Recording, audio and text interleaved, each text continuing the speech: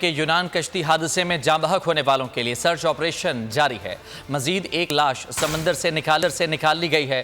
اب تک نکالی جانے والی لاشوں کی تعداد 82 ہو گئی ہے، جبکہ سرچ آپریشن کا یہ سلسلہ آج بھی جاری رہے گا۔ یونان کشتی حادثہ جس میں جاں بحق ہونے والوں کے لیے سرچ آپریشن کا سلسلہ جاری ہے۔ مزید ایک لاش سمندر سے نکال لی گئی ہے۔ مرزا رفاقت اس وقت ہمارے ساتھ موجود ہیں۔ جی بتائیے گا اس حوالے سے کیا تفصیلات ہیں؟ جی بسم اللہ الرحمن الرحیم۔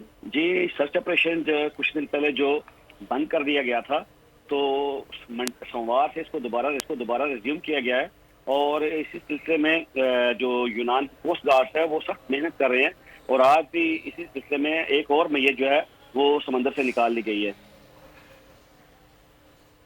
ٹھیک ہے، بہت شکریہ آپ کا تفصیلات کے لیے۔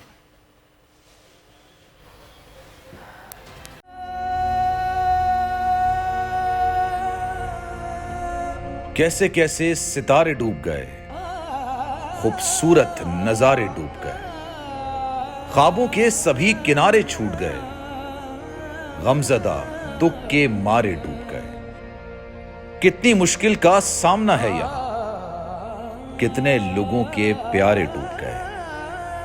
آؤ مل کر کریں مدد سب کی، جن کے سارے سہارے ڈوب گئے۔ آزمائش میں مل کر ایک ہوئے، نفرتوں کے اشارے ڈوب گئے، کتنے پیارے ہمارے ڈوب گئے۔ قومی سانحے کی صورتحال سے لمحہ بلمحہ بول رکھے گا باخبر، غم کی اس گھڑی میں بول تارکین وطن کے اہل خانہ کے ساتھ کھڑا ہے۔